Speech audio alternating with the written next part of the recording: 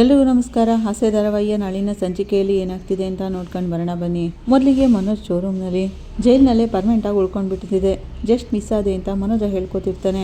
Bro ನಿನ್ಗೇನಾದ್ರೂ ಹಾಗಾಗಿದ್ರೆ ಈ ಶೋರೂಮ್ನಲ್ಲಿ ಯಾವ ತಾನೇ ಐಟಮ್ಗಳನ್ನ ತಗೊಂಡೋಗಕ್ಕೆ ಬರ್ತಿದ್ರು ಅಂತ ಹೇಳ್ತಾನೆ ಪಾರ್ಕ್ ಫ್ರೆಂಡ್. ಯಾಕೆ ಶಾರ ಹಾಗೆ ಹೇಳ್ತಿದ್ದೀರಾ ಅಂತ ಛಾಯಾ ಕೇಳ್ತಾಳೆ. ಫೋರ್ಜರಿ ಮಾಡಿ ಜೈಲಿಗೆ ಸೇರ್ಕೊಂಡಿರೋ ಶೋರೂಮ್ಗೆ ಯಾವ ಕಸ್ಟಮರ್ ತಾನೇ ಬರ್ತಾರೆ ಅಂತಾನೆ. ಅಷ್ಟು ದೊಡ್ಡ ಪ್ರಾಬ್ಲಮ್ ಇಂದ ಹೊರಗೆ ಬಂದಿದ್ದು ರೋಹಿಣಿಯಿಂದಾನೆ. ಅವಳು ಇನ್ನ ಅಂದಿದ್ರೆ ನಾನು ಇನ್ನೂ ಜೈಲಲ್ಲಿ ಕೊಳಿಬೇಕಾಗಿತ್ತು ಅಂತ ಮನೋಜ ಹೇಳ್ತಾನೆ.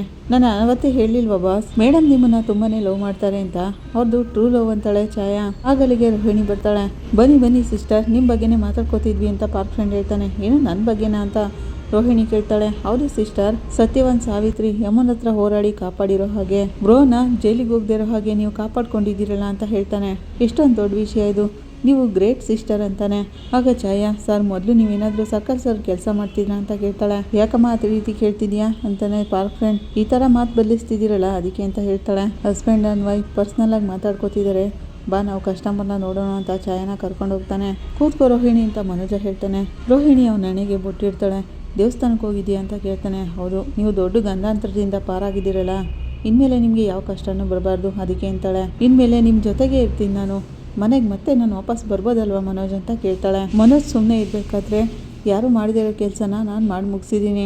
ಅತ್ತೆಗೆ ನಿಮ್ಮ ಮೇಲೆ ತುಂಬಾ ಅಫೆಕ್ಷನ್ ಇದೆ, ನಿಮ್ಗೇನಾದರೂ ಆಗ್ಬಿಡುತ್ತೆ ಅನ್ನೋ ಭಯದಲ್ಲಿದ್ರು ಅವರು. ಈಗ ಆ ರೀತಿ ಏನೂ ಆಗದೆ ಇರೋ ಹಾಗೆ ನಿಮ್ಮನ್ನ ಹೊರಗಡೆ ಕರ್ಕೊಂಡು ಬಂದಿದ್ದೀನಿ. ಅವ್ರಿಗೆ ನನ್ನ ಮೇಲಿರೋ ಕೋಪ ಹೋಗಿದೆ ಅಲ್ವಾ ಅಂತ ಕೇಳ್ತಾಳೆ. ಮನೋಜ ಏನು ಮಾತಾಡದೆ ಹ್ಯಾಪ್ ಮರೆ ಹಾಕೊಂಡು ಕೂತಿರ್ತಾನೆ. ಮನೋಜ್ ಡಲ್ ಆಗಿದ್ದೀರಾ ಅಂತ ಕೇಳ್ತಾಳೆ. ನೀನು ಅನ್ಕೊಂಡಾಗೆ ಮನೇಲಿ ಏನು ನಡೀತಿಲ್ಲ ರೋಹಿಣಿ, ಎಲ್ಲ ಆಪೋಸಿಟ್ ಆಗಿ ನಡೀತಿದೆ ಅಂತಾನೆ. ಅರ್ಥ ಆಗ್ತಿಲ್ಲ, ಏನ್ ಹೇಳ್ತಿದ್ದೀರಾ ನೀವು ಅಂತಾಳೆ ರೋಹಿಣಿ. ಪ್ರಾಬ್ಲಮ್ ಬಗ್ಗೆ ಹೇಳ್ತಿದ್ದೀನಿ ಅಂತ ಹೇಳ್ತಾನೆ. ಈಗ ತಾನೇ ಒಂದು ಪ್ರಾಬ್ಲಮ್ ಇಂದ ನಿಮ್ಮನ್ನ ಕಾಪಾಡಿದ್ದಾಯ್ತಲ್ಲ, ಅದಕ್ಕೆ ಅಂತ ನಿಮ್ಮಮ್ಮ ನನ್ನನ್ನು ಅಕ್ಸೆಪ್ಟ್ ಮಾಡ್ತಾರಲ್ವಾ ಅಂತ ಕೇಳ್ತಾಳೆ. ಅದ್ರ ಬಗ್ಗೆನೇ ಹೇಳ್ತಿದ್ದೀನಿ ರೋಹಿಣಿ, ಅವ್ರ ಕೋಪ ಇನ್ನೂ ಹೋಗಿಲ್ಲ. ಮನೋಜ್ ನಿಂತಿರೋವಾಗ ನಾನೇ 5 lakhsನ ರೆಡಿ ಮಾಡಿ ಫೈನಾನ್ಷಿಯಲ್ಗೆ ಹೇಳಿ ಕೇಸ್ನ ವಾಪಸ್ ತಗೊಳ್ಳೋವಾಗ ಮಾಡಿದ್ನಲ್ಲ, ಇದೆಲ್ಲ ಅತ್ತೆಗೆ ಗೊತ್ತಾ ಅಂತ ಕೇಳ್ತಾಳೆ. ಗೊತ್ತಿದೆ ರೋಹಿಣಿ, ನೀನು ಮಾಡಿರೋ ಹೆಲ್ಪ್ಗೆ ಥ್ಯಾಂಕ್ಸ್ ಹೇಳು ಅಂತ ಹೇಳಿದ್ರು ಅಂತಾನೆ. ಹಾಗೇನೆ ಆ 5 lakhsನ ವಾಪಸ್ ಕೊಟ್ಬಿಡು ಅಂತ ಹೇಳಿದ್ದಾರೆ ಅಂತಾನೆ. ಆಗ ರೋಹಿಣಿ ಕೋಪ ಮಾಡಿಕೊಂಡು, ಏನೋ ದುಡ್ಡನ್ನ ವಾಪಸ್ ಕೊಡೋಕೆ ಹೇಳಿದ್ರಾ? ನಾನೇ ನಿಮಗೆ ಬಡ್ಡಿಗೆ ದುಡ್ಡು ಕೊಟ್ಟಿದ್ದೀನಾ? ನಿಮ್ಮ ಲೈಫು ಸ್ಪಾಯ್ಲ್ ಆಗಬಾರ್ದು, ನೀವು ಜೈಲಿಗೆ ಹೋಗ್ಬಾರ್ದು ಅಂತ ಯಾರ್ಯಾರ್ದೋ ಕಾಲು ಕೈ ಹಿಡಿದು ನಾನು ಆ ದುಡ್ಡನ್ನ ರೆಡಿ ಮಾಡಿದ್ದೀನಿ, ಅದನ್ನ ನೀವು ಮತ್ತೆ ವಾಪಸ್ ಕೊಡಿ ಅಂತಲ್ಲ ಮನೋಜ್. ನನ್ನ ಹಸ್ಬೆಂಡ್ ಜೈಲಿಗೆ ಹೋಗ್ಬಾರ್ದು ಅಂತ ಕಷ್ಟಪಟ್ಟು ರೆಡಿ ಮಾಡಿಕೊಟ್ಟಿರೋದು, ನಿಮ್ಗೆ ಅರ್ಥ ಆಗ್ತಿದೆಯಾ ಅದು ಅಂತ ಕೇಳ್ತಾಳೆ. ನನ್ಗೆ ಅದು ಅರ್ಥ ಆಗ್ತಿದೆ, ಆದರೆ ಮನೇಲಿರೋರು ಯಾರಿಗೂ ಅರ್ಥ ಆಗ್ತಿಲ್ವಲ್ಲ ಅಂತ ಮನೋಜ್ ಹೇಳ್ತಾನೆ. ಅದೇಗೆ ಮನೋಜ್, ಇಷ್ಟೆಲ್ಲ ಮಾಡಿದ್ರು ಅರ್ಥ ಆಗ್ತಿಲ್ಲ ಅವ್ರಿಗೆ? ಅವ್ರ ಕೈಲಿ ನಿಮ್ಮನ್ನ ಈ ಕೇಸಿಂದ ಹೊರಗೆ ಕರ್ಕೊಂಡು ಬರೋಕ್ಕಾಯ್ತಾ? ಆಗ್ಲಿಲ್ಲ ಅಲ್ವಾ? ಆ ಸೂರ್ಯ ಮೀನಾ ಬೇರೆ ವಿಷಯದಲ್ಲೆಲ್ಲ ಹೀರೋಯಿನ್ ಥರ ಎಲ್ಲನೂ ಮಾಡಕ್ ಹೋಗ್ತಾರೆ, ಆದರೆ ಅವರು ನಿಮ್ಮ ವಿಷಯದಲ್ಲಿ ನಿಮ್ಮನ್ನ ಹೊರಗೆ ಕರ್ಕೊಂಡು ಬರೋಕ್ಕಾಯ್ತಾ? ಯಾಕಂದ್ರೆ ಅವರು ನಿಮ್ಮನ್ನ ಹೊರಗೆ ಕರ್ಕೊಂಡು ಬರೋ ಪ್ರಯತ್ನನೇ ಮಾಡಲಿಲ್ಲ. ಇದರಿಂದ ಅರ್ಥ ಮಾಡ್ಕೊಳ್ಳಿ ಮನೋಜ್, ಆ ಮನೆಯಲ್ಲಿ ನಿಮ್ಮ ಮೇಲೆ ಎಷ್ಟು ಜನಕ್ಕೆ ಅಕ್ರೆ ಇದೆ ಅಂತ. ಸರಿ, ದುಡ್ಡು ಕೊಡೋದ್ರ ಬಗ್ಗೆ ಬಿಡಿ, ಅದನ್ನ ಆಮೇಲೆ ಮಾತಾಡೋಣ. ನಾನು ಮತ್ತೆ ನಿಮ್ಮ ಮನೆಗೆ ಬರೋದ್ರ ಬಗ್ಗೆ ಅತ್ತೆ ಏನು ಹೇಳಿದ್ರು ಅಂತ ಕೇಳ್ತಾಳೆ. ನಿನ್ನ ಜೊತೆ ಒಂದು ವಿಷಯ ಹೇಳಕ್ಕೆ ಹೇಳಿದ್ರು ಅಂತಾನೆ. ಏನು ಹೇಳಿದ್ರು? ನನ್ನನ್ನು ಕರ್ಕೊಂಡು ಬರೋಕ್ಕೆ ಹೇಳಿದ್ರ ಅಂತಾಳೆ ರೋಹಿಣಿ. ಇಲ್ಲ ರೋಹಿಣಿ, ಯಾವುದೇ ಕಾರಣಕ್ಕೂ ಮತ್ತೆ ನೀನು ಮನೆಗೆ ಬರಬಾರ್ದು ಅಂತ ಹೇಳಿದ್ರು ಅಂತಾನೆ. ಏನು, ನನ್ನನ್ನು ಬರಬಾರ್ದು ಅಂತ ಹೇಳಿದ್ರ ಅಂತಾಳೆ ರೋಹಿಣಿ. ಹೌದು ರೋಹಿಣಿ, ನಾನು ಕೂಡ ಹಾಗೆ ಅನ್ಕೊಂಡಿರ್ಲಿಲ್ಲ. ಯಾವುದೇ ಕಾರಣಕ್ಕೂ ನೀನು ಮತ್ತೆ ವಾಪಸ್ ಮನೆಗೆ ಬರಬಾರ್ದು ಅಂತ ಸ್ಟ್ರಿಕ್ಟಾಗಿ ಹೇಳಿದ್ರು ಅಮ್ಮ ಅಂತಾನೆ ಮನೋಜ. ಇದೆಲ್ಲ ತುಂಬ ಅನ್ಯಾಯ ಮನೋಜ್, ನಾನು ದುಡ್ಡನ್ನ ರೆಡಿ ಮಾಡೋಕ್ಕೆ ಎಷ್ಟೊಂದು ಕಷ್ಟಪಟ್ಟಿದ್ದೀನಿ ಗೊತ್ತಾ? ಮತ್ತೆ ಯಾರನ್ನ ನೋಡಬಾರ್ದು ಅಂದ್ಕೊಂಡಿದ್ನೋ ಅವ್ರ ಹತ್ರನೇ ಹೋಗಿ ದುಡ್ಡು ಕೇಳೋ ಹಾಗಾಯ್ತು. ಅದೇನೇ ಇದ್ರು ನಾನು ಎಲ್ಲನೂ ನಿಮಗೋಸ್ಕರನೇ ಮಾಡಿದ್ದು. ಇಷ್ಟೆಲ್ಲ ಮಾಡಿದ್ರು ನಿಮ್ಮ ಮನೆಗೆ ಬರಬಾರ್ದು ಅಂತ ಹೇಳ್ತಿದಾರಲ್ಲ, ಅದೇಗ್ ಮನೋಜ್ ನಿಮ್ಮ ಅಮ್ಮಗೆ ಈಗ ಅನ್ನೋಕೆ ಮನ್ಸು ಬಂತು ಅಂತಾಳೆ. ನಾನು ಕೊಡೋ ದುಡ್ಡು ಬೇಕು, ನಾನು ಮಾತ್ರ ಮನೆಗೆ ಬರಬಾರ್ದು ಅಂತಿದಾರಲ್ಲ, ಅದಕ್ಕೇನು ಅರ್ಥ ಮನೋಜ್? ನನ್ಗಲ್ಲಿಗೆ ಬರೋಕ್ಕೆ ಎಲ್ಲ ರೈಟ್ಸು ಇದೆ ಹಾಗಂತ ರೋಹಿಣಿ ಹೇಳ್ತಿರೋವಾಗ ನನಗೇನೆ ಶಾಕ್ ಆಯಿತು ರೋಹಿಣಿ. ಅಮ್ಮ ಈ ಥರ ಮಾತಾಡ್ತಾರೆ ಅಂತ ಮನೆಯಲ್ಲಿ ಯಾರು ಅಂದ್ಕೊಂಡೇ ಇರಲಿಲ್ಲ. ಆ ಸೂರ್ಯನೇ ಅಮ್ಮ ನನಗೇನೆ ಸಪೋರ್ಟ್ ಮಾಡ್ತಾರೆ ಅಂತ ಅಂದ್ಕೊಂಡ್ಬಿಟ್ಟಿದ್ದ, ಆದರೆ ಅಮ್ಮ ಆ ರೀತಿ ಹೇಳಿದ್ದಕ್ಕೆ ಅವನೇ ಶಾಕ್ ಆಗಿಬಿಟ್ಟ ಅಂತಾನೆ. ನೋಡಿದ್ಯಾ ಸಕ್ಕರೆ ಹೇಗೆ ಹಾಕಿಟ್ರು ಅಂತ? ಹಾಗಂತೇಳಿ ನನ್ನನ್ನೇ ಕಿಂಡಲ್ ಮಾಡಿಬಿಟ್ಟ ಗೊತ್ತಾ ಅಂತ ಹೇಳ್ತಾನೆ. ಅವ್ರನ್ನ ಬಿಡಿ ಮನೋಜ್, ಆ ಮೀನಾ ಸೂರ್ಯ ಇಬ್ಬರು ನಾವು ಜೊತೆ ಸೇರಬಾರ್ದು ಅಂತಲೇ ಅಂದ್ಕೊಂಡಿರೋದು ಅಂತಾಳೆ. ಇದನ್ನೆಲ್ಲ ನೋಡಿ ಅವ್ರು ತುಂಬಾನೇ ಸಂತೋಷ ಪಟ್ಟಿರ್ತಾರೆ, ಆದರೆ ನಿಮ್ಮಮ್ಮ ಈ ಥರ ಮಾಡ್ತಾರೆ ಅಂತ ನಾನು ಅಂದ್ಕೊಂಡೇ ಇರಲಿಲ್ಲ ಹಾಗಂತ ರೋಹಿಣಿ ಹೇಳ್ತಿರುವಾಗ, ಇಲ್ಲ ರೋಹಿಣಿ, ಅಮ್ಮನಿಗೆ ನಿನ್ನ ಮೇಲಿರೋ ಕೋಪ ಇನ್ನೂ ಹಾಗೆ ಇದೆ, ಇನ್ನು ಸ್ವಲ್ಪ ದಿನ ಹೋದರೆ ಅವರೇ ಅರ್ಥ ಮಾಡ್ಕೋತಾರೆ ಅಂತ ಹೇಳ್ತಾನೆ ಮನೋಜ. ಆಗ ರೋಹಿಣಿ, ಮನೋಜ್ ನಾನು ನಿಮ್ಮ ಮೇಲೆ ಎಷ್ಟೊಂದು ಪ್ರೀತಿ ಇಟ್ಕೊಂಡಿದ್ದೀನಿ, ಅದು ನಿಮ್ಗಾದ್ರೂ ಅರ್ಥ ಆಗ್ತಿದೆಯಾ ಇಲ್ವಾ ಅಂತಾಳೆ. ಯಾಕೆ ರೋಹಿಣಿ ಆಗಂತಿದ್ಯಾ? ನೀನಿಲ್ಲ ಅಂದಿದ್ರೆ ನಾನೀಗ ಜೈಲಲ್ಲೇ ಕೊಳಿಬೇಕಾಗಿತ್ತು, ನನಗೋಸ್ಕರ ಇಷ್ಟೊಂದು ದೊಡ್ಡ ರಿಸ್ಕ್ ತೊಗೊಂಡಿದ್ಯಾ, ಅದೆಲ್ಲ ನನ್ಗೆ ಅರ್ಥ ಆಗುತ್ತೆ ರೋಹಿಣಿ ಹಾಗಂತ ಮನೋಜ ಹೇಳ್ತಿರುವಾಗ, ನೀವು ಅರ್ಥ ಮಾಡ್ಕೊಂಡ್ರಲ್ಲ, ನನ್ಗೆ ಅಷ್ಟು ಸಾಕು ಮನೋಜ್. ನೀವು ಈ ಥರ ನನ್ನ ಜೊತೆ ಮಾತಾಡಿ ಎಷ್ಟು ದಿನ ಆಯಿತು ಗೊತ್ತಾ?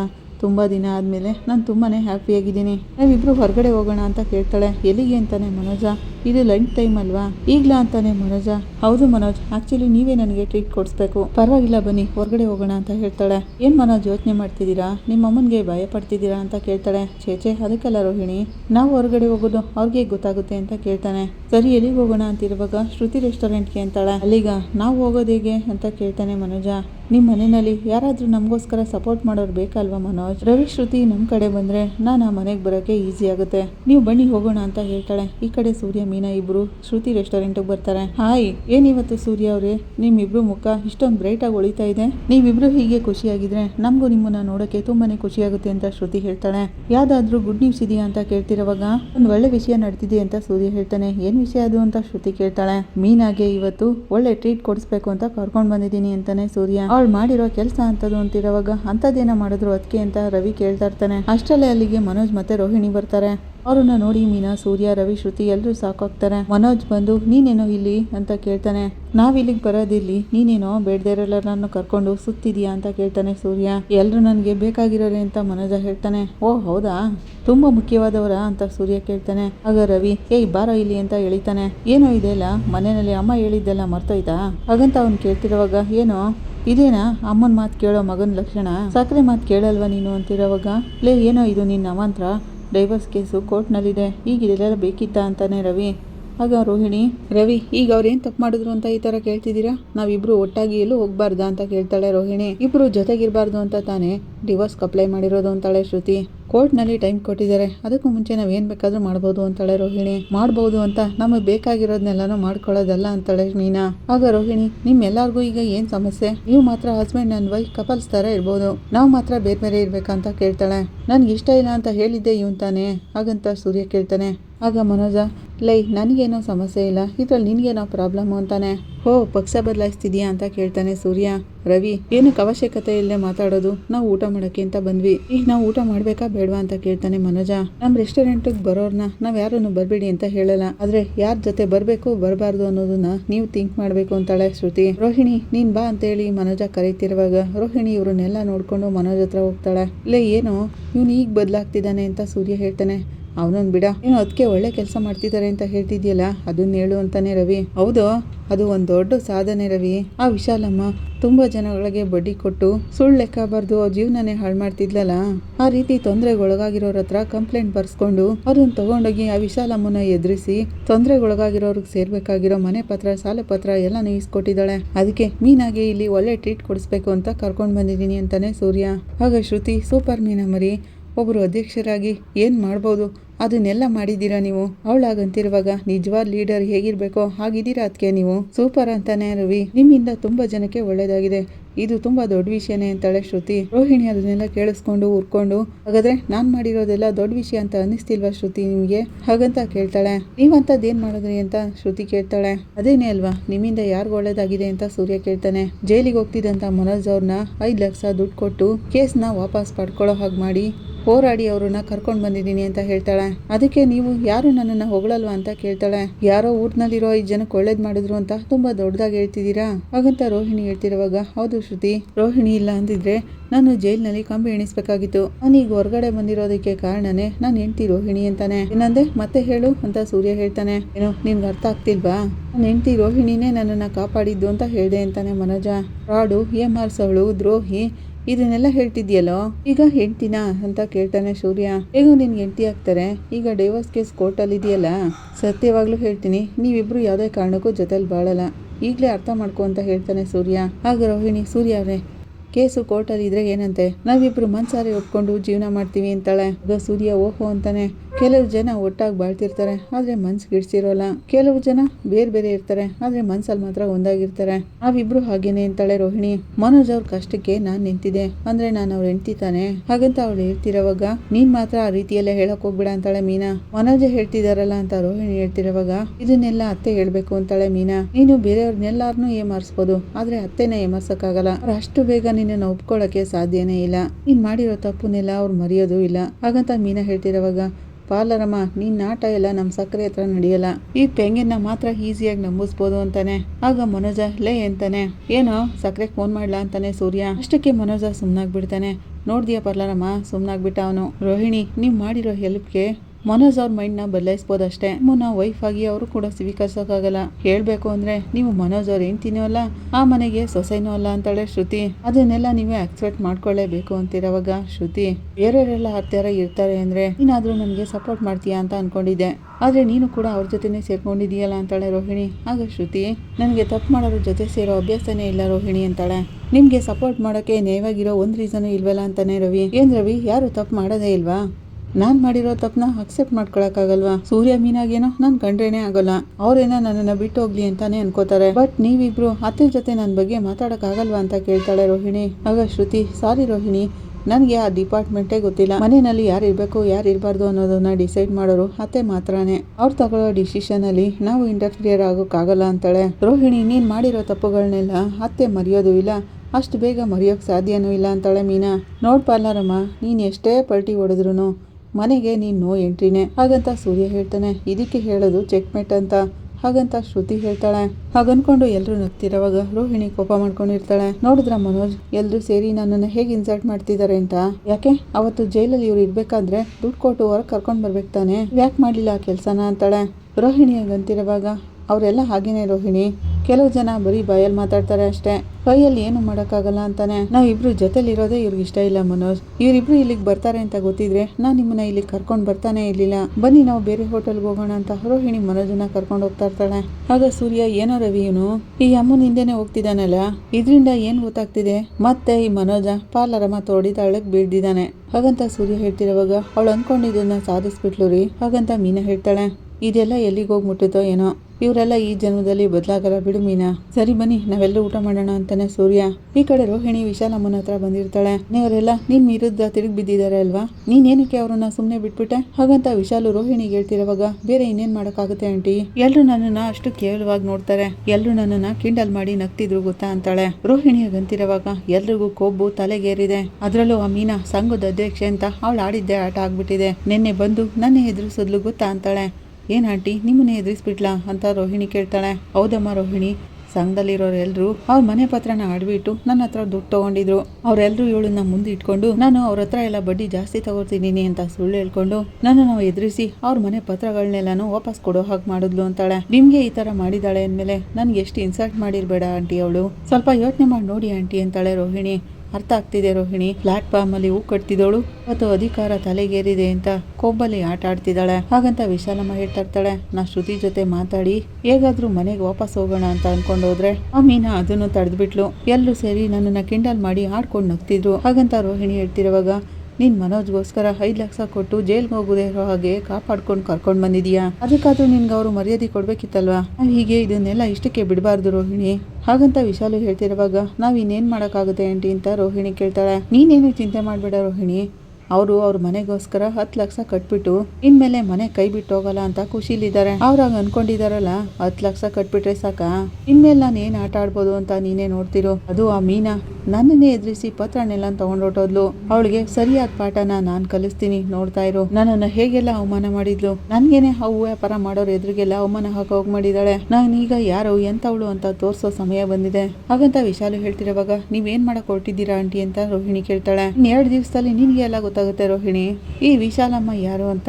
ನೀನ್ ಚಿಂತೆ ಮಾಡ್ಬೇಡ, ಮನೋಜ್ ಜೊತೆ ನೀನು ಸೇರ್ಸೋ ಜವಾಬ್ದಾರಿ ನಂದು. ಹಾಗಂತ ವಿಶಾಲು ಹೇಳ್ತಿರುವಾಗ ಥ್ಯಾಂಕ್ಸ್ ಆಂಟಿ ಅಂತಾಳೆ ರೋಹಿಣಿ. ಅವ್ರೆಲ್ರು ನಿನ್ನ ಹೋಟೆಲಿಂದ ಹೊರಗೋಗ ಕೇಳಿದ್ರಲ್ವಾ, ಅವರು ಮನೆಯಿಂದನೇ ಹೊರಗೆ ಬರ್ಬೇಕು, ಹಾಗ್ ಮಾಡ್ತೀನಿ ನಾನು. ವಿಶಾಲು ಹಾಗಂತಿರುವಾಗ ನಾನು ಕೂಡ ಅವ್ರಿಗೇನು ಮಾಡಬಾರ್ದು, ಚೆನ್ನಾಗಿರ್ಬೇಕು ಅವರೆಲ್ರು ಅಂತ ಅನ್ಕೊಂಡಿದ್ದೆ, ಆದ್ರೆ ಅವ್ರು ನನಗೆ ಅವಮಾನ ಮಾಡ್ಬಿಟ್ರು ಆಂಟಿ. ಹಾಗಂತ ರೋಹಿಣಿ ಹೇಳ್ತಿರುವಾಗ ತಾಳ್ಮೆಯಿಂದ ಇದ್ರೆ ಈ ಕಾಲದಲ್ಲಿ ಬದುಕೋಕ್ಕಾಗುತ್ತೇನಮ್ಮ. ನಮ್ಮ ಎದುರಾಳಿಗಳಿಗೆ ಮತ್ತೆ ಅವ್ರು ಎದ್ದೇಳ್ಬಾರ್ದು, ಆ ರೀತಿ ಏಟ್ ಕೊಡ್ಬೇಕು ನಾವು. ನಾನು ಎಲ್ಲಾನು ನೋಡ್ಕೋತೀನಿ, ನೀನೇನು ಚಿಂತೆ ಮಾಡ್ಬೇಡ ಹೋಗು ಅಂತಾಳೆ ವಿಶಾಲು. ನನಗ್ ಮನ್ಸೇ ಕೇಳಲಿಲ್ಲ ಆಂಟಿ, ಅದಕ್ಕೆ ನಿಮ್ ಜೊತೆ ಎಲ್ಲಾನು ಹೇಳ್ಬಿಟ್ಟೆ ಅಂತಾಳೆ ರೋಹಿಣಿ. ಪರವಾಗಿಲ್ಲ ರೋಹಿಣಿ, ನನ್ ಜೊತೆ ತಾನೇ ನೀನ್ ಹೇಳಿದ್ದು.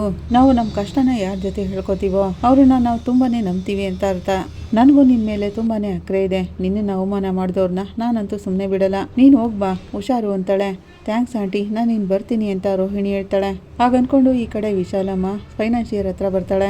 ಆ ಫೈನಾನ್ಷಿಯರ್ ನಿಮ್ಮನ್ನೇ ಎದುರಿಸ್ಬಿಟ್ರ ಅಂತ ಕೇಳ್ತಾನೆ. ಹೌದು, ಆ ಮೀನಾ ಆ ಹೂ ಕಟ್ಟೋ ಹೆಂಗಸರನ್ನೆಲ್ಲಾನು ಕರ್ಕೊಂಡ್ ಬಂದು ನನ್ನ ಹತ್ರ ಅಡಮಾನ ಇಟ್ಟಿರೋ ಪತ್ರನೆಲ್ಲಾನು ಕೊಡ್ಲಿಲ್ಲ ಅಂದ್ರೆ ಪೊಲೀಸ್ ಕಂಪ್ಲೇಂಟ್ ಕೊಡ್ತೀನಿ ಅಂತ ಎದುರಿಸಿ ಪತ್ರನೆಲ್ಲ ವಾಪಸ್ ಕೊಡೋ ಹಾಗೆ ಮಾಡ್ಬಿಟ್ಲು. ಇದನ್ನೆಲ್ಲ ಹೀಗೆ ಬಿಟ್ಬಿಟ್ರೆ ನನ್ನನ್ನ ಎದುರಿಸಿ ತನ್ನ ಕಾರ್ಯನೆಲ್ಲಾನು ಸಾಧಿಸ್ಕೊಂಡ್ ಬಿಡ್ತಾಳೆ.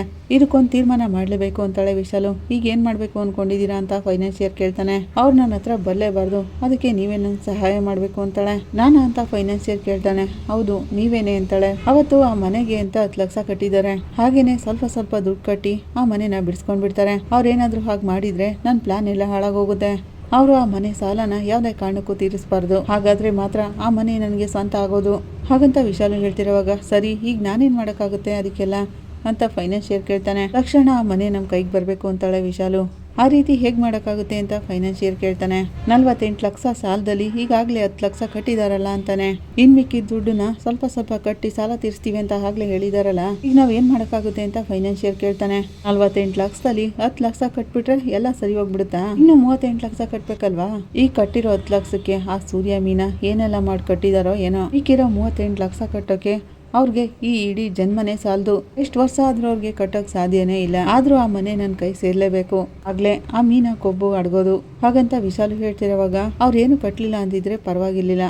ಈಗಾಗ್ಲೇ 10 ಲಕ್ಷ ದುಡ್ಡನ್ನ ಆಲ್ರೆಡಿ ಕಟ್ಬಿಟ್ಟಿದಾರಲ್ಲ, ಅದೇಗೆ ಈಗ ನಿಮ್ಮ ಹೆಸರಿಗೆ ಆ ಮನೆನ ಮಾಡ್ಕೊಡಕ್ಕಾಗುತ್ತೆ? ನಾವ್ ಈಗಾಗ್ಲೇ ದುಡ್ಡನ್ನ ಕಟ್ಟಕ್ ಶುರು ಮಾಡಿದೀವಲ್ಲ ಅಂತ ಅವ್ರು ಕೇಳ್ತಾರೆ. ಫೈನಾನ್ಷಿಯರ್ ಆಗಂತಿರೋವಾಗ ಅವ್ರ ಆ ದುಡ್ಡನ್ನ ಕಟ್ಟಿ ಮುಗಿಸಿದ ತಕ್ಷಣನೇ ಆ ದುಡ್ಡಿಗೆ ಬಡ್ಡಿಗೆ ಮೇಲೆ ಬಡ್ಡಿ ಹಾಕಿ ಎಷ್ಟು ವರ್ಷ ಆದ್ರೂ ಅವರು ಸಾಲ ತೀರಿಸಬಾರ್ದು ಆ ರೀತಿ ಮಾಡ್ತೀನಿ. ವಿಶಾಲು ಹಾಗಂತಿರೋವಾಗ, ಹೇಳ್ಬೇಕು ಅಂದ್ರೆ ಸ್ವಲ್ಪ ದುಡ್ಡು ಕಟ್ಟಿದ್ರೂ ಮಿಕ್ಕಿದ ದುಡ್ಡಿಗೆ ಅವರು ಟೈಮ್ ಕೇಳೋಕ್ಕಾಗಲ್ಲ. ನಮ್ಮ ಕಂಪ್ನಿಗೆ ಅರ್ಜೆಂಟಾಗಿ ದುಡ್ಡಿನ ಅವಶ್ಯಕತೆ ಇದೆ. ಹಾಗಂತ ಹೇಳಿ ಮಿಕ್ಕಿರೋ 38 ಲಕ್ಷನ ಒಂದೇ ಪೇಮೆಂಟ್ ಅಲ್ಲಿ ತೀರಿಸಬೇಕು ಅಂತ ನಮ್ಮ ಲಾಯರ್ ಹೇಳಿ ನೋಟಿಸ್ ಕಳ್ಸಕ್ ಹೇಳ್ತೀನಿ. ಹಾಗಂತ ಫೈನಾನ್ಷಿಯರ್ ಹೇಳ್ತಿರೋವಾಗ, ನಾನು ಅದನ್ನೇ ನಿಮ್ಮ ಹತ್ರ ಹೇಳ್ತಿರೋದು. ನಮ್ಮ ಲಾಯರ್ ಕೂಡ ಅದನ್ನೇ ಹೇಳಿದ್ರು. ಈಗ ನೀವ್ ಏನ್ ಮಾಡ್ಬೇಕು ಅಂದ್ರೆ, ತಕ್ಷಣ ನಮ್ಗೆ ಹಣದ ಅವಶ್ಯಕತೆ ಇದೆ, ಮಿಕ್ಕಿರೋ 38 ಲಕ್ಷನ ಒಂದೇ ಪೇಮೆಂಟ್ ನಲ್ಲಿ ತೀರಿಸಬೇಕು ಅಂತ ನೋಟಿಸ್ ಕಳಿಸಿ ಅಂತಾಳೆ.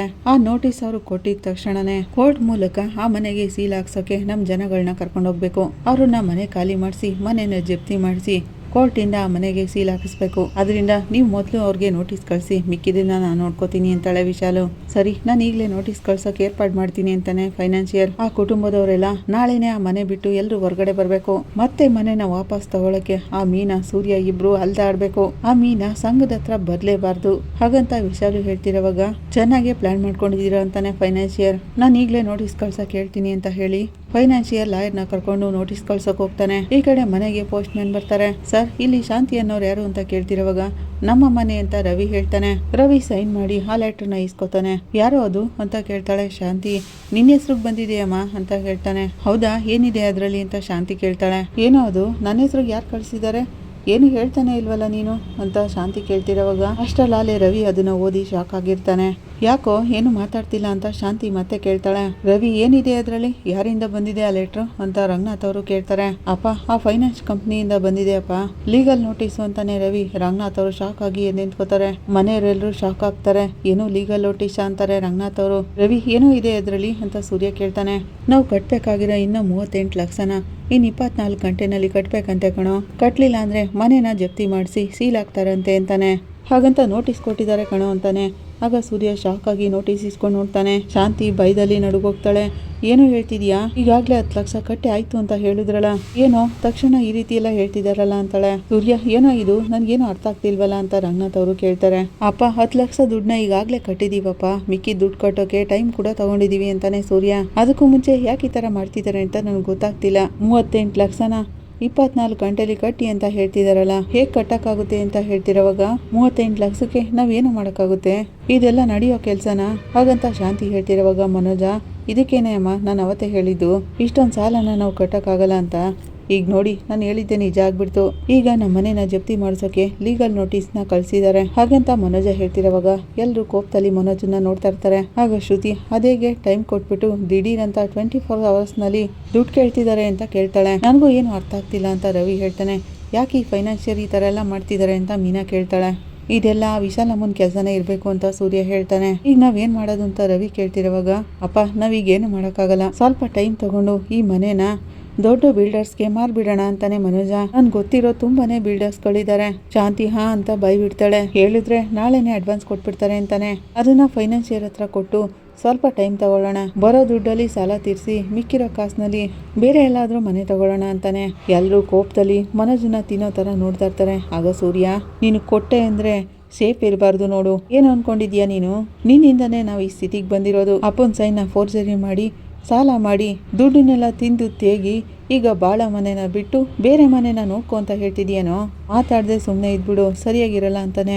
ಸೂರ್ಯ ಬಿಡು ಅವನನ್ನ, ಲೂತ್ ತರ ಏನೇನೋ ಮಾತಾಡ್ತಿರ್ತಾನೆ. ಹಾಗಂತ ರವಿ ಹೇಳ್ತಿರೋವಾಗ ಮತ್ತಿನ್ನೇನ್ ರವಿ, ಇಷ್ಟಕ್ಕೆಲ್ಲ ಕಾರಣ ಇವರೇನೆ. ಮಾಡೋದೆಲ್ಲ ಮಾಡ್ಬಿಟ್ಟು ಈಗ ಮನೆನ ಮಾರ್ಬಿಡೋಣ ಅಂತ ಹೇಳ್ತಿದಾರಲ್ಲ, ಇವ್ರಿಗೆ ಕೋಪ ಬರಲ್ವಾ ಅಂತ ಕೇಳ್ತಾಳೆ ಮೀನಾ. 10 ಲಕ್ಷ ರೆಡಿ ಮಾಡೋಕೆ ನಾವ್ ಎಷ್ಟೊಂದೆಲ್ಲ ಕಷ್ಟಪಟ್ಟಿದೀವಿ ಅಂತ ಇವ್ರಿಗೇನಾದ್ರೂ ಗೊತ್ತಾ ಅಂತಾಳೆ. ಜೋರಾಗಿ ಕೇಳು ಮೀನಾ, ಇಲ್ಲಿರೋ ಕೆಲವ್ರಿಗೆ ಅದೆಲ್ಲ ಎಲ್ಲ ಅರ್ಥ ಆಗ್ಬೇಕು ಅಂತಾನೆ ಸೂರ್ಯ. ನಾನು ಪ್ರಾಕ್ಟಿಕಲ್ ಆಗಿ ಮಾತಾಡ್ದೆ, ಇದ್ರಲ್ಲಿ ಏನ್ ತಪ್ಪಿದೆ ಅಂತ ಮನೋಜ ಹೇಳ್ತಾನೆ. ಮನೋಜ್ ಅವರೇ, ಮಾವನ್ ಸೈನ್ನ ಫೋರ್ಜರಿ ಮಾಡುವಾಗ ಪ್ರಾಕ್ಟಿಕಲ್ ಆಗಿ ಏನೇನ್ ಪ್ರಾಬ್ಲಮ್ ಬರುತ್ತೆ ಅಂತ ಹಾಗೆ ನಿಮ್ಗೆ ಅರ್ಥ ಆಗ್ಲಿಲ್ವಾ ಅಂತಾಳೆ ಶ್ರುತಿ. ಶಾಂತಿ ತಲೆ ತಗ್ಗಿಸ್ತಾಳೆ.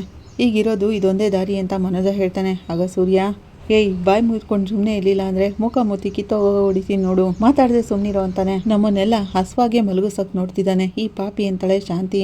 ಆಗ ಮನೋಜ, ಅಮ್ಮ ನೀನಾದ್ರೂ ನಾನು ಹೇಳೋದನ್ನ ಕೇಳಮ್ಮ ಅಂತಿರ್ತಾನೆ. ಅಷ್ಟರಲ್ಲೇ ರಂಗನಾಥ್ ಅವರು, ಈ ಮನೆ ಮಾರೋದ್ರ ಬಗ್ಗೆ ಒಂದ್ ಮಾತು ಕೂಡ ಆಡ್ಬಾರ್ದು ನೀನು. ಅವ್ರಾಗಂತಿರೋವಾಗ ಈಗ ಸಾಲ ತೀರ್ಸೋಕ್ ಏನ್ ಮಾಡೋದು ಅಂತಾನೆ.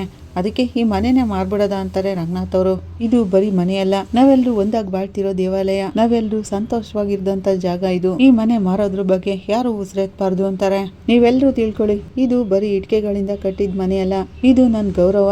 ಈ ಮನೆನ ಮಾರಿ ನಾನು ಇನ್ನೆಲ್ಲಿಗೋ ಹೋಗಿ ಬಾಳಾಟ ಮಾಡಕ್ಕಾಗಲ್ಲ. ನಾನು ಉಸಿರು ಹೋದ್ಮೇಲೆ ಈ ಮನೆನ ಏನ್ ಬೇಕಾದ್ರೂ ಮಾಡ್ಕೊಳ್ಳಿ, ಅದುವರೆಗೂ ಈ ಮನೆಯಿಂದ ಒಂದಿಡೀ ಮಣ್ಣು ಕೂಡ ಮಾರಕ್ ಬಿಡಲ್ಲ. ಹಾಗಂತ ರಂಗನಾಥ್ ಅವರು ಹೇಳ್ತಿರೋವಾಗ, ಮಾವ ನೀವ್ ಅದ್ರ ಬಗ್ಗೆ ಚಿಂತೆ ಮಾಡಬೇಡಿ, ನಾವಿದೀವಿ, ಹಾಗೆಲ್ಲ ನಡೆಯೋಕ್ ಬಿಡಲ್ಲ ಅಂತಾಳೆ ಮೀನಾ. ಇದ್ರಿಂದ ಎಲ್ಲ ನಿಂತ್ಕೊಂಡು ಆಡಿಸ್ತಿರೋದು ಆ ವಿಶಾಲ ಮನೆ ಅಂತ ನನಗೆ ಚೆನ್ನಾಗಿ ಗೊತ್ತು ಮಾವ. ಅವಳಾಗಂತಿರೋವಾಗ, ಅಪ್ಪ ನೀನ್ ಟೆನ್ಷನ್ ಆಗ್ಬೇಡಪ್ಪ, ಇನ್ 38 ಲಕ್ಷಕ್ಕೆ ಏನ್ ಮಾಡೋದು ಅಂತ ಯೋಚನೆ ಮಾಡ್ತೀನಿ, ನೀನ್ ಸಮಾಧಾನವಾಗಿರಪ್ಪ ಅಂತಿರೋವಾಗ, ಹೌದೌದು ಇನ್ 24 ಗಂಟೆನಲ್ಲಿ 38 ಲಕ್ಷನ ತಂದು ಕಟ್ಬಿಡೋ ಅಂತಾರ ಮಾತಾಡ್ತಿದ್ಯಲ್ಲೋ ಅಂತಾನೆ ಮನೋಜ. ಆಗ ಸೂರ್ಯ, ಬಾಯ್ ಮುಚ್ಕೊಂಡು ಸುಮ್ಮನಿದ್ರೆ ಸರಿ ಅಂತ ಹೊಡಿಯಕ್ ಬರ್ತಾನೆ. ಆಗ ಮೀನಾ, ರೀ ಸ್ವಲ್ಪ ಸುಮ್ಮನಿರಿ ಅಂತ ಸಮಾಧಾನ ಮಾಡ್ತಾಳೆ. ಆಗ ರವಿ, ಮನೋಜ್ ಏನೋ ನೀನು ನಿನ್ಗೆ ಇಷ್ಟ ಬಂದಾಗ ಮಾತಾಡ್ತಾನೆ ಇರ್ತೀಯಲ್ಲೋ, ಇದೆಲ್ಲ ಆಗಿದ್ದು ನಿನ್ನಿಂದನೇ, ಇದೆಲ್ಲ ಶುರುವಾಗಿದ್ದು ನಿನ್ನಿಂದನೇ, ಎಲ್ಲದಕ್ಕೂ ಕಾರಣ ನೀನಾಗ್ಬಿಟ್ಟು ಈಗ ಮನೆ ಮಾರ್ಬಿಡೋಣ ಅಂತ ನೀನೇ ಹೇಳ್ತಿದೀಯೇನೋ? ಅಪ್ಪನೇ ಇಷ್ಟೊತ್ತು ಹೇಳಿದ್ರಲ್ವೋ, ಅದು ಅರ್ಥ ಆಗ್ಲಿಲ್ವಾ ನಿನ್ಗೆ? ಹಾಗಂತ ರವಿ ಹೇಳ್ತಿರೋವಾಗ ರಂಗನಾಥ್ ಅವರು, ಸೂರ್ಯ ಯಾರೆಲ್ಲ ನಮ್ಮವರು ಅಂತ ಅನ್ಕೊಂಡಿದ್ನೋ ಅವರೆಲ್ಲ ನನ್ನನ್ನ ಏಮಾರಿಸಿ ದ್ರೋಹ ಮಾಡ್ಬಿಟ್ರು. ನಾನು ಅಂದ್ಕೊಳ್ದೆ ಇರೋದೆಲ್ಲ ನಡೆದ್ಬಿಡ್ತು. ನನ್ನ ಜೊತೆ ಇರೋ ಹೆಂಡ್ತಿನೇ ನನ್ನನ್ನ ಏಮಾರಿಸ್ಬಿಟ್ಲು. ಹಾಗಂತ ರಂಗನಾಥ್ ಅವರು ನೊಂದ್ಕೊಂಡು ಹೇಳ್ತಾರೆ. ಸೂರ್ಯ, ನಾನೀಗ ಹೇಳ್ತಿದ್ದೀನಿ ಕೇಳು, ನನ್ನ ದೇಹದಿಂದ ಪ್ರಾಣ ಹೋದ್ಮೇಲೆ ಈ ಮನೆಯಲ್ಲೇ ನನ್ನ ಡೆಡ್ ಬಾಡಿನ ಇಡಬೇಕು. ಹಾಗಂತ ರಂಗನಾಥ್ ಅವರು ಹೇಳ್ತಿರೋವಾಗ, ಯಾಕಪ್ಪ ಇದರೆಲ್ಲ ಮಾತಾಡ್ತಿದ್ದೀರಾ ಅಂತಾನೆ ಸೂರ್ಯ. ನಾನು ನೋಡ್ಕೋತೀನಪ್ಪ, ಈ ಮನೆ ನಮ್ಮ ಕೈ ಬಿಟ್ಟು ಹೋಗಲ್ಲಪ್ಪ, ಅದಕ್ಕೋಸ್ಕರ ಏನೇನು ಮಾಡಬೇಕೋ ಅದನ್ನೆಲ್ಲ ನಾನು ಮಾಡ್ತೀನಪ್ಪ. 38 ಲಕ್ಷ ನಾನು ಕಟ್ತೀನಪ್ಪ, ನೀನು ಚಿಂತೆ ಮಾಡಬೇಡಪ್ಪ. ಹಾಗಂತ ಸೂರ್ಯ ಹೇಳ್ತಿರೋವಾಗ, ಹೇಗೋ ಕಟ್ತೀಯಾ? 24 ಗಂಟೆನಲ್ಲಿ ಹೇಗೋ ಕಟ್ಟಕ್ಕಾಗುತ್ತೆ ಅಂತ ರಂಗನಾಥ್ ಅವರು ಕೇಳ್ತಾರೆ. ನಾನು ಪ್ರಯತ್ನ ಪಟ್ಟು ನೋಡ್ತೀನಪ್ಪ ಅಂತಾನೆ ಸೂರ್ಯ. ಮಾವ ಇದಕ್ಕೇನಾದ್ರೂ ದಾರಿ ಇದೆಯಾ ಅಂತ ನೋಡ್ತೀವಿ ಮಾವ, ನೀವು ಧೈರ್ಯವಾಗಿರಿ ಅಂತಾಳೆ ಮೀನಾ. ಹೌದಪ್ಪ ನೀನ್ ಒಳಗ್ ಬಾಪ್ಪ ಅಂತ ಸೂರ್ಯ ರಂಗನಾಥ್ ಅವ್ರನ್ನ ರೂಮಿಗೆ ಕರ್ಕೊಂಡು ಹೋಗ್ತಾನೆ. ರವಿ ಕೂಡ ಬಾರಪ್ಪ ಅಂತ ಜೊತೆನಲ್ಲಿ ಹೋಗ್ತಾನೆ. ಈ ಕಡೆ ಮೀನಾ, ಏನೋ ಸರಿ ಹೋಗ್ತಿಲ್ಲ ರೀ, ಇದೆಲ್ಲ ಆ ವಿಶಾಲಮ್ಮನ ಕೆಲ್ಸನೇ. ಖಂಡಿತ ಅವಳು ಈ ಮನೆಯಿಂದ ನಮ್ಮನ್ನ ಓಡ್ಸೋಕೆನೆ ಈ ಕೆಲ್ಸನೆಲ್ಲ ಮಾಡ್ತಿರೋದು. ಅವಳಾಗ ಅಂತಿರೋವಾಗ ಕೆಟ್ಟವರೆಲ್ಲ ಒಟ್ಟಿಗೆ ಸೇರ್ಬಿಟ್ಟಿದ್ದಾರೆ ಮೀನಾ. ಅಪ್ಪ ಹೇಗ್ ನೊಂದ್ಕೊಂಡಿದ್ದಾರೆ ನೋಡ್ದ್ಯಾ? ಅಪ್ಪ ಯಾವ್ದಕ್ಕೂ ಚಿಂತೆ ಮಾಡ್ಬಾರ್ದು, ಮೊದ್ಲು ಆ ಫೈನಾನ್ಸಿಯರ್ ಹತ್ರ ಹೋಗಿ ಮಾತಾಡ್ಕೊಂಡ್ ಬರೋಣ ಅಂತ ಹೋಗ್ತಾರೆ. ಮೀನಾ ಸೂರ್ಯ ನೋಟಿಸ್ ತಗೊಂಡು ಹೊರಗಡೆ ಹೋಗ್ತಿದ್ದಂಗೆನೆ ಮನೋಜ ಶಾಂತಿ ಹತ್ರ ಬಂದ್ಬಿಟ್ಟು, ಅಮ್ಮ ನಾನು ಹೇಳೋದನ್ನ ನೀನಾದ್ರೂ ಕೇಳಮ್ಮ ಅಂತ ಹೇಳ್ತಾನೆ. ಮನೆ ಮಾರ್ಬೇಕು ಅಂತ ಏನಾದ್ರೂ ಹೇಳ್ದಿಯೋ ಕೆನ್ನೆ ಕಿತ್ತೋಗೋ ಹಾಗೆ ಬಾರಿಸ್ಬಿಡ್ತೀನಿ. ಹಾಗಂತ ಶಾಂತಿ ಮನೋಜ್ ಮೇಲೆ ಕೈ ಎತ್ತಾಳೆ. ಮನೋಜ ಅಲ್ಲಿಂದ ಹೋಗ್ತಾನೆ. ಶಾಂತಿ ಅಳ್ತಾ ಕೂತ್ಕೋತಾಳೆ. ಈ ಕಡೆ ಸೂರ್ಯ ಮೀನಾ ಇಬ್ರು ಫೈನಾನ್ಸಿಯರ್ನ ನೋಡೋಕೆ ಆಫೀಸ್ಗೆ ಬರ್ತಾರೆ. ಏನ್ ವಿಷಯ ಅಂತ ಹೇಳಿ ಅಂತ ಅಲ್ಲಿರೋ ಸ್ಟಾಫ್ ಕೇಳ್ತಾನೆ. ನಮ್ಮ ಮನೆಗೆ ನೋಟಿಸ್ ಬಂದಿದೆ, ಅದ್ರ ಬಗ್ಗೆ ಮಾತಾಡ್ಬೇಕಿತ್ತು ಅಂತಾನೆ ಸೂರ್ಯ. ಇಲ್ಲಿಲ್ಲ, ಫೀಲ್ಡ್ ವಿಸಿಟ್ಗೆ ಹೋಗಿದ್ದಾರೆ ಅಂತ ಆ ಸ್ಟಾಫ್ ಹೇಳ್ತಾನೆ. ಎಷ್ಟೊತ್ತಿಗೆ ಬರ್ತಾರೆ ಅಂತ ಮೀನಾ ಕೇಳ್ತಾಳೆ. ಗೊತ್ತಿಲ್ಲ, ವೇಟ್ ಮಾಡಿ ಅಂತ ಹೇಳ್ತಾನೆ. ವೇಟ್ ಮಾಡ್ತೀವಿ, ಆದ್ರೆ ಎಷ್ಟೊತ್ತಿಗೆ ಬರ್ತಾರೆ ಅಂತ ಹೇಳಿ ಅಂತಾಳೆ ಮೀನಾ. ಗೊತ್ತಿಲ್ಲ, ಬಾಸ್ ಹತ್ರ ಎಷ್ಟೊತ್ತಿಗೆ ಬರ್ತೀರಾ ಅಂತ ಕೇಳಕ್ಕಾಗುತ್ತಾ ಅಂತಾನೆ. ಅವರೇ ಬರ್ಬೇಕು, ನೀವ್ ಹೋಗಿ ಕೂತ್ಕೊಳ್ಳಿ ಅಂತ ಹೇಳ್ತಾನೆ. ಬಾ ವೇಟ್ ಮಾಡಿ ನೋಡೋಣ ಅಂತ ಸೂರ್ಯ ಹೇಳ್ತಾನೆ. ಎದ್ರಿ, ನಾವು ಮಾತಾಡಿದ್ರೆ ಈ ನೋಟಿಸ್ನ ಕ್ಯಾನ್ಸಲ್ ಮಾಡ್ತಾರ ಅಂತ ಕೇಳ್ತಾಳೆ ಮೀನಾ. ಏನ್ ವಿಷಯ ಅಂತ ಕೇಳೋಣ ಮೀನಾ. ಹಾಗಂತ ಸೂರ್ಯ ಮೀನಾ ಇಬ್ರು ಅಲ್ಲೇ ಕುತ್ಕೊಂಡು ವೇಟ್ ಮಾಡ್ತಿರ್ತಾರೆ. ತುಂಬಾ ಹೊತ್ತಾದ್ರೂ ಫೈನಾನ್ಸಿಯರ್ ಬರ್ದೇ ಇರೋದನ್ನ ನೋಡಿ ಸ್ಟಾಫ್ ಹತ್ರ ಗಲಾಟೆ ಮಾಡ್ತಾನೆ ಸೂರ್ಯ. ಸರ್ ಇಷ್ಟೊತ್ತವರೆಗೂ ವೇಟ್ ಮಾಡಿದ್ವಿ, ಅವ್ರು ಯಾಕೆ ಇನ್ನೂ ಬಂದಿಲ್ಲ ಅಂತ ಮೀನಾ ಕೇಳ್ತಾಳೆ. ಬರ್ತಾರೆ, ನೀವ್ ವೇಟ್ ಮಾಡಿ ಅಂತ ಹೇಳ್ತಾನೆ. ನೀ ಎಷ್ಟೊತ್ತವರೆಗೂ ವೇಟ್ ಮಾಡ್ಬೇಕು? ಬೆಳಿಗ್ಗೆಯಿಂದ ಇಷ್ಟೊತ್ತವರೆಗೂ ವೇಟ್ ಮಾಡ್ತಾನೆ ಇದೀವಲ್ಲ. ಹಾಗಂತ ಸೂರ್ಯ ಕೇಳ್ತಿರುವಾಗ, ನೀವು ವೇಟ್ ಮಾಡಕ್ ಆಗ್ಲಿಲ್ಲ ಅಂದ್ರೆ ಇಲ್ಲಿಂದ ಹೋಗಿ ಅಂತಾನೆ ಸ್ಟಾಫ್. ಏನ್ ಹೀಗೆ ಹೇಳ್ತಿದ್ದೀರಾ ಅಂತ ಸೂರ್ಯ ಗಲಾಟೆ ಮಾಡ್ತಿರುವಾಗ, ರೀ ಸುಮ್ಮನಿರಿ ನೀವು ಅಂದ್ಬಿಟ್ಟು, ಸರ್ ಅವ್ರ ಹತ್ರ ಒಂದು ಮುಖ್ಯವಾದ ವಿಷಯ ಮಾತಾಡ್ಬೇಕಿತ್ತು, ದಯವಿಟ್ಟು ಅವ್ರು ಎಲ್ಲಿದ್ದಾರೆ ಅಂತ ಸ್ವಲ್ಪ ಫೋನ್ ಮಾಡಿ ವಿಚಾರಿಸಿ ಅಂತ ಕೇಳ್ತಾಳೆ. ಆಗ ಸ್ಟಾಫ್ ಫೋನ್ ಮಾಡ್ತಾನೆ.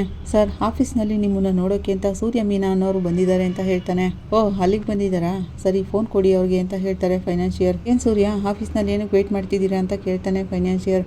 ನಿಮ್ಮ ಹತ್ರ ಮುಖ್ಯವಾದ ವಿಷಯ ಮಾತಾಡ್ಬೇಕಿತ್ತು. ಹಾಗಂತ ಸೂರ್ಯ ಹೇಳ್ತಿರುವಾಗ, ಏನ್ ವಿಷಯ? ಕಟ್ಬೇಕಾಗಿರೋ 38 ಲಕ್ಷನ ಈಗಲೇ ಕಟ್ ಮುಗಿಸ್ತೀರಾ ಅಂತಾನೆ ಫೈನಾನ್ಷಿಯರ್. ಅದಕ್ಕಲ್ಲ, ಆದ್ರೆ ನೋಟಿಸ್ನ ಏನು ಕಳ್ಸಿದೀರಾ ಅಂತ ಕೇಳ್ತಾನೆ ಸೂರ್ಯ. ಹೌದು, ನನ್ ದುಡ್ಡು ನನಗೆ ಬರ್ಬೇಕಲ್ವಾ ಅಂತಾನೆ ಫೈನಾನ್ಷಿಯರ್. ನಾನು ಆ ದುಡ್ಡನ್ನ 3 ತಿಂಗಳಲ್ಲಿ ಕೊಟ್ಬಿಡ್ತೀನಿ ಅಂತ ಹೇಳಿದ್ನಲ್ಲ ಅಂತಾನೆ ಸೂರ್ಯ. ಅದನ್ನೆಲ್ಲ ನೀನು ಕೋರ್ಟ್ ನಲ್ಲಿ ಹೇಳ್ಕೋಗಪ್ಪ. ಹಾಗಂತ ಫೈನಾನ್ಷಿಯರ್ ಹೇಳ್ತಾನೆ, ನನ್ಗೊಂದು 5 ನಿಮಿಷ ಟೈಮ್ ಕೊಡಿ, ನಾನು ನೇರವಾಗಿ ನಿಮ್ಮ ಹತ್ರನೇ ಮಾತಾಡ್ತೀನಿ ಅಂತಾನೆ ಸೂರ್ಯ. ನಾನು ಏನ್ ಹೇಳ್ತೀನಿ ಅನ್ನೋದನ್ನ ಮೊದಲು ಕೇಳಿ ಅಂತಿರುವಾಗ, ಸರಿ ನಾನೊಬ್ರು ಕ್ಲೈಂಟ್ನ ನೋಡಕ್ ಹೋಗ್ತಿದ್ದೀನಿ, ನೀನ್ ಅಲ್ಲಿಗೆ ಬಂದ್ಬಿಡು ಅಂತ ಅಡ್ರೆಸ್ ಹೇಳ್ತಾನೆ ಫೈನಾನ್ಷಿಯರ್. ಸರಿ ಅಂತೇಳಿ ಸೂರ್ಯ ಮೀನಾ ಅಲ್ಲಿಂದ ಹೊರಡ್ತಾರೆ. ಸೂರ್ಯ ತುಂಬಾ ಫಾಸ್ಟ್ ಆಗಿ ಅದೇ ಜಾಗಕ್ಕೆ ಹೋಗ್ತಾನೆ. ಅಲ್ಲಿಗೆ ಹೋಗಿ ಫೋನ್ ಮಾಡಿದ್ರೆ, ನಾನು ಇನ್ನೊಂದು ಆಫೀಸ್ ನಲ್ಲಿ ಇದ್ದೀನಿ ಅಂತ ಸುಳ್ಳು ಹೇಳ್ತಾನೆ ಫೈನಾನ್ಷಿಯರ್. ನಂತರ ಆಫೀಸ್ಗೆ ಹೋದ್ರು, ನಾನು ನಮ್ಮ ಆಫೀಸ್ಗೆ ಬಂದಿದ್ದೀನಿ, ಅಲ್ಲಿಗೆ ಬಾ ಅಂತ ಹೇಳ್ತಾನೆ. ಅಲ್ಲಿಗೆ ಹೋದ್ರೆ ಅಲ್ಲೂ ಇಲ್ಲ ಅಂತ ಗೊತ್ತಾಗುತ್ತೆ. ಆಗ ಸೂರ್ಯ ಮತ್ತೆ ಫೋನ್ ಮಾಡ್ತಾನೆ. ಆಗ ಮೀನಾ ಫೋನ್ ಇಸ್ಕೊಂಡು, ಸರ್ ಪ್ಲೀಸ್ ಸರ್, ಒಂದ್ 5 ನಿಮಿಷ ನಮ್ಮ ಮನೆ ಬಗ್ಗೆ ಮಾತಾಡಕ್ಕೆ ಅವಕಾಶ ಮಾಡ್ಕೊಡಿ ಅಂತಾಳೆ. ನಾನು ಪೊಲೀಸ್ ಸ್ಟೇಷನ್ ಆಗ್ತಾ ಹೋಗ್ತಿದ್ದೀನಿ, ಅಲ್ಲಿಗೆ ಬನ್ನಿ ಅಂತಾನೆ. ಇಬ್ರು ಊಟನೂ ಮಾಡದೆ ಸುಸ್ತಾಗಿರ್ತಾರೆ. ಮೀನಾ ತಲೆ ತಿರುಗಿ ಬೀಳ್ತಿರೋವಾಗ ಸೂರ್ಯ ಅವಳಿಗೆ ನೀರ್ ಕೊಡ್ತಾನೆ. ಆ ಮೀನಾ ಏನಾದ್ರು ತಿನ್ನಿಸ್ತೀನಿ ಅಂತಿರೋವಾಗ, ಬೇಡ ರೀ, ಮೊದಲು ಫೈನಾನ್ಷಿಯರ್ ಹತ್ರ ಮಾತಾಡೋಣ ಅಂತ ಇಬ್ರು ಕಾರ್ ಹತ್ತುತ್ತಾರೆ. ಸ್ಟೇಷನ್ ಹತ್ರನೂ ಹೋಗ್ತಾರೆ. ನಾನು ಅಲ್ಲಿಲ್ಲ, ಆಫೀಸಿಗೆ ಬಂದಿದ್ದೀನಿ ಅಂತ ಹೇಳ್ತಾನೆ. ಸುಮ್ಮನೆ ಅವಶ್ಯಕತೆ ಇಲ್ಲದೆ ನನ್ನನ್ನು ಅಲೆಸ್ತಿರ್ಬೇಡ, ನೀನು ಎಲ್ಲಿದೀಯಾ ಅಂತ ಕರೆಕ್ಟಾಗಿ ಹೇಳು ಅಂತಾನೆ ಸೂರ್ಯ. ಒಂದು ಕೆಲಸ ಮಾಡಿ, ನನ್ನನ್ನು ನೋಡೋಕೆ ನಾಳೆ ಆಫೀಸಿಗೆ ಬಂದ್ಬಿಡಿ ಅಂತ ಹೇಳ್ತಾನೆ ಫೈನಾನ್ಷಿಯರ್. ಇವತ್ತೇ ನೋಡಬೇಕು ಅಂತ ಕೇಳ್ತಿರೋದು. ಹಾಗಂತ ಸೂರ್ಯ ಹೇಳ್ತಿರೋವಾಗ, ನಮ್ ಗೆಸ್ಟ್ ಹೌಸ್ ಅಲ್ಲಿ ಇದ್ದೀನಿ, ಬಂದ್ಬಿಡಿ ಅಂತ ಅಡ್ರೆಸ್ ಹೇಳ್ತಾನೆ ಫೈನಾನ್ಷಿಯರ್. ಗೆಸ್ಟ್ ಹೌಸ್ಗೆ ಹೋಗಿ ಕೇಳ್ತಾನೆ ಸೂರ್ಯ. ಅವ್ರಿಲ್ಲ ಆಗ್ಲೇ ಹೋದ್ರು ಅಂತ ಅಲ್ಲಿ ಹೇಳ್ತಿರೋವಾಗ, ಇನ್ನೆಲ್ಲಿಗೆ ಹೋದ್ರು, ಇನ್ನೆಲ್ಲಿ ಅಂತ ಸುತ್ತೋದು ಅಂತ ಜೋರಾಗಿ ಸೆಕ್ಯೂರಿಟಿ ಹತ್ರ ಗಲಾಟೆ ಮಾಡ್ತಾನೆ. ಈ ಕಡೆ ವಿಶಾಲಮ್ಮಂಗೆ ಫೋನ್ ಮಾಡ್ತಾನೆ ಫೈನಾನ್ಷಿಯರ್. ನೀವ್ ಹೇಳಿರೋ ಹಾಗೇನೆ ಆ ಸೂರ್ಯ ಮೀನನ್ನ ಚೆನ್ನಾಗಿ ಅಲ್ಸಿದ್ದೀನಿ, ಕೊನೆವರೆಗೂ ಅವರು ನನ್ನನ್ನ ನೋಡೋಕೆ ಆಗ್ಲಿಲ್ಲ ಅಂತಾನೆ. ಹೀಗೆ ಮಾಡ್ಬೇಕು ಅವ್ರಿಗೆ. ಸೂರ್ಯ ಮೀನಾ ಮನೆಗೋಸ್ಕರ ಅಲ್ದಾಡ್ಬೇಕು, ಆ ಸೂರ್ಯ ನಿಮ್ ಜೊತೆ ಮಾತಾಡ್ಬೇಕು ಅಂತಿರೋದು, ಹೇಗಾದ್ರೂ ಮಾಡಿ ಜಪ್ತಿನ ಕ್ಯಾನ್ಸಲ್ ಮಾಡಿಸ್ಬೇಕು ಅಂತ. ಅದಕ್ಕೆ ನಾನು ಹೇಳಿದ್ದು ನೀವು ಅವ್ರಿಗೆ ಸಿಗ್ಬೇಡಿ ಅಂತ. ಇದಕ್ಕೂ ಮೇಲೆ ನಾಳೆ ಜಪ್ತಿ ಮಾಡಿಸೋದನ್ನ ಯಾರಿಂದನೂ ತಡೆಯೋಕ್ಕಾಗಲ್ಲ ಅಂತಾನೆ ಫೈನಾನ್ಷಿಯರ್. ನಾನು ನಾಳೆ ಅಲ್ಲಿಗೆ ಬರ್ತೀನಿ. ಆ ಕುಟುಂಬದವರು ನಾಳೆ ರೋಡ್ನಲ್ಲಿ ನಿಂತ್ಕೊಂಡು ಅಳ್ತಾ ಗೋಳಾಡ್ತಿರ್ತಾರಲ್ಲ, ನಾನು ಅದನ್ನ ನನ್ನ ಕಣ್ಣಾರ ನೋಡಿ ಖುಷಿ ಪಡ್ಬೇಕು. ನಾಳೆ ಸಿಗ್ತೀನಿ ಅಂತ ಫೋನ್ ಇಡ್ತಾಳೆ ವಿಶಾಲು. ಈ ಕಡೆ ಸೂರ್ಯ ಮೀನಾ ಇಬ್ರು ಲಾಯರ್ ಹತ್ರ ಹೋಗಿರ್ತಾರೆ. ಅಲ್ಲಿಗೆ ಶ್ವೇತಾನು ಬಂದಿರ್ತಾಳೆ. ನೋಡಿದ್ರೆ ಮೇಡಮ್, ನಾಳೆನೆ ಮನೆ ಜಪ್ತಿ ಮಾಡಿಸ್ತೀವಿ ಅಂತ ನೋಟಿಸ್ ಕಳಿಸಿದಾರೆ ಅಂತಾನೆ ಸೂರ್ಯ. ನಾವೀಗಾಗ್ಲೇ 10 ಲಕ್ಷ ಕಟ್ಟಿದೀವಿ ಮೇಡಮ್, ಮಿಕ್ಕಿದ ದುಡ್ಡನ್ನ ಕಟ್ತೀವಿ, ಟೈಮ್ ಕೊಡಿ ಅಂತಾನು ಕೇಳಿದೀವಿ, ಆದ್ರೂ ಜಪ್ತಿ ಮಾಡಿಸ್ತೀವಿ ಅಂತ ಹೇಳ್ತಿದಾರಲ್ಲ ಅಂತಾಳೆ ಮೀನಾ. ಮಾತಾಡೋಣ ಅಂತ ಹೋದ್ರೆ ಅಲ್ಲಿಗೆ ಬಾ ಇಲ್ಲಿಗೆ ಬಾ ಅಂತ ಅಲ್ದಾಡ್ಸಿದ್ರು ಮೇಡಮ್. ಕೊನೆವರೆಗೂ ನಾವು ಅವ್ರನ್ನ ನೋಡೋಕೆ ಆಗ್ಲಿಲ್ಲ ಅಂತಾನೆ ಸೂರ್ಯ. ಅವ್ರ ಇಂಟೆನ್ಷನ್ ಏನು ಅಂತ ನನಗೆ ಚೆನ್ನಾಗಿ ಗೊತ್ತಾಯ್ತು. ಅವ್ರೇನಾದ್ರೂ ನಿಮ್ಗೆ ಸಿಕ್ಕಿದ್ರೆ ನೀವು ಅವ್ರ ಜೊತೆ ಮಾತಾಡಿ ಕಾಂಪ್ರಮೈಸ್ ಮಾಡಿಸ್ಬಿಡ್ತೀರಾ ಅಂತ, ಅದರಿಂದ ಅವರು ನಿಮ್ಗೆ ಸಿಗದೇನೆ ಅವಾಯ್ಡ್ ಮಾಡಿದ್ದಾರೆ ಅಂತ ಹೇಳ್ತಾರೆ. ಸೊ ನಿಮ್ ಮನೆನ ಜಪ್ತಿ ಮಾಡಿಸ್ತೇ ಬಿಡಬಾರ್ದು ಅಂತ ಅವ್ರು ಅನ್ಕೊಂಡ್ಬಿಟ್ಟಿದ್ದಾರೆ ಅಂತ ಹೇಳ್ತಾರೆ ಲಾಯರ್. ಇದನ್ನ ತಡೆಯೋಕೆ ಏನಾದ್ರೂ ದಾರಿ ಇದೆಯಾ ಮೇಡಮ್ ಅಂತ ಶ್ವೇತಾ ಕೇಳ್ತಾಳೆ. ನೀವೀಗಾಗಲೇ ಸ್ವಲ್ಪ ದುಡ್ಡನ್ನ ಕಟ್ಟಿದ್ದೀರಾ, ಅದರಿಂದ ಕೋರ್ಟ್ನಲ್ಲಿ ಮೊರೆ ಇಡ್ಬೋದು ಅಂತ ಲಾಯರ್ ಹೇಳ್ತಾರೆ. ಹಾಗಾದ್ರೆ ನಾಳೆ ಈ ಜಪ್ತಿ ಆಗೋದನ್ನ ತಡಿಬೋದಾ ಮೇಡಮ್ ಅಂತ ಮೀನಾ ಕೇಳ್ತಾಳೆ. ಜಪ್ತಿನ ತಡೆಯೋಕೆ ಏನೇನು ದಾರಿ ಇದೆಯೋ ಅದನ್ನೆಲ್ಲ ಇಮಿಡಿಯೇಟ್ ಆಗಿ ಮಾಡಿ ಮೇಡಮ್ ಅಂತ ಶ್ವೇತಾ ಹೇಳ್ತಾಳೆ. ಕೋರ್ಟ್ ಇಂದ ಒಂದು ನೋಟಿಸ್ ಬಂದ್ರೆ ಜಪ್ತಿ ಮಾಡೋದನ್ನ ತಡಿಬೋದು ಅಂತ ಲಾಯರ್ ಹೇಳ್ತಾರೆ. ಸೂಪರ್ ಮೇಡಮ್ ಅಂತ ಶ್ವೇತಾ ಹೇಳ್ತಿರೋವಾಗ, ಆಕ್ಷನ್ ಆರ್ಡರ್ನ ತಗೊಂಡ್ ಬನ್ನಿ ಮೇಡಮ್ ಅಂತಿರೋವಾಗ, ಪ್ಲೀಸ್ ಮೇಡಮ್ ನಮ್ಮ ಮನೆ ಜಪ್ತಿ ಆಗ್ಬಾರ್ದು, ನಮ್ಮ ಮಾವನ್ಗೆ ಅದನ್ನೆಲ್ಲ ತಡ್ಕೊಳಕ್ ಆಗಲ್ಲ ಅಂತ ಮೀನಾ ಹೇಳ್ತಾಳೆ. ಪ್ಲೀಸ್ ಮೇಡಮ್, ಅಪ್ಪಂಗೆ ಇದನ್ನೆಲ್ಲ ತಡ್ಕೊಳಕ್ ಆಗಲ್ಲ, ಮನೋಜಿಂದ ಹೀಗೆಲ್ಲ ಆಗ್ಬಿಡ್ತು, ನಮ್ಮ ಮನೆ ಕೈ ಬಿಟ್ಟು ಹೋಗ್ಬಾರ್ದು, ನಾವು ಅದಕ್ಕೆ ಏನ್ ಬೇಕಾದ್ರೂ ಮಾಡ್ತೀವಿ ಅಂತಾನೆ ಸೂರ್ಯ. ಆಗ ಲಾಯರ್ ಮೌನವಾಗಿರ್ತಾರೆ. ಏನಾಯ್ತು ಮೇಡಮ್ ಅಂತ ಸೂರ್ಯ ಕೇಳ್ತಾನೆ. ಈ ವಿಷಯದಲ್ಲಿ ತುಂಬಾನೇ ಅರ್ಜೆಂಟ್ ಇದೆ ಅಂತ ನನ್ಗೆ ಅರ್ಥ ಆಗ್ತಿದೆ ಸೂರ್ಯ, ಆದ್ರೆ ಇದ್ರಲ್ಲಿ ಒಂದು ಪ್ರಾಬ್ಲಮ್ ಇದೆ ಅಂತ ಹೇಳ್ತಾರೆ. ಏನ್ ಪ್ರಾಬ್ಲಮ್ ಇದೆ ಅಂತ ಮೀನಾ ಕೇಳ್ತಾಳೆ. ಕೋರ್ಟ್ಗೆ 10 ದಿನ ರಜಾ ಇದೆ ಅಂತ ಹೇಳ್ತಾರೆ ಲಾಯರ್. ರಜಾ ಇರೋದನ್ನ ನೋಡ್ಕೊಂಡು ನಿಮ್ಗೆ ನೋಟಿಸ್ ಕಳ್ಸಿರೋದು ಅಂತ ಹೇಳ್ತಾರೆ. ಮೇಡಮ್, ಒಬ್ರೇ ಹೋಗಿ ನ್ಯಾಯಾಧೀಶರನ್ನ ಮೀಟ್ ಮಾಡಕ್ ಆಗಲ್ವಾ ಅಂತ ಕೇಳ್ತಾಳೆ ಶ್ವೇತಾ. ಜಡ್ಜಸ್ ಯಾರು ಇಲ್ಲಿದಾರಲ್ಲಮ್ಮ, ಎಲ್ರು ಸಮ್ಮರ್ ಹಾಲಿಡೇಸ್ಗೆ ಅಂತ ಹೊರಗಡೆ ಹೋಗಿರ್ತಾರೆ ಅಂತಾರೆ. ಏನ್ ಮೇಡಮ್ ಹೇಳ್ತಿದ್ದೀರಾ, 10 ದಿನ ರಜಾನ? ನಾಳೆ ಬೆಳಿಗ್ಗೆನೆ ಜಪ್ತಿ ಮಾಡ್ತೀವಿ ಅಂತ ನೋಟಿಸ್ ಕಳಿಸಿದ್ದಾರೆ ಅಂತಾನೆ ಸೂರ್ಯ. ಮೇಡಮ್, ಇದಕ್ಕೆ ಬೇರೆ ದಾರಿನೇ ಇಲ್ವಾ? ಕೋರ್ಟ್ಗೆ 10 ದಿನ ಅಂತ ಯಾರು ಕೆಲಸನೇ ಮಾಡಲ್ವಾ ಅಂತಾಳೆ ಮೀನಾ. ಎಮರ್ಜೆನ್ಸಿ ಇರೋ ಕೆಲಸ ಮಾತ್ರ ಮಾಡ್ತಾರೆ ಮೀನಾ, ರಜಾ ಇರುವಾಗ ಯಾವುದೇ ಕೇಸ್ಗಳನ್ನ ತಗೊಳ್ಳಲ್ಲ ಅಂತ ಹೇಳ್ತಾರೆ. ಇಲ್ಲಿಗೆ ಸಂಚಿಕೆ ಮುಕ್ತಾಯ ಆಗುತ್ತೆ. ನಿಮ್ಗೆ ಇಷ್ಟ ಆದರೆ ಲೈಕ್ ಮಾಡಿ, ಕಮೆಂಟ್ ಮಾಡಿ, ಸಬ್ಸ್ಕ್ರೈಬ್ ಮಾಡಿ. Thank you.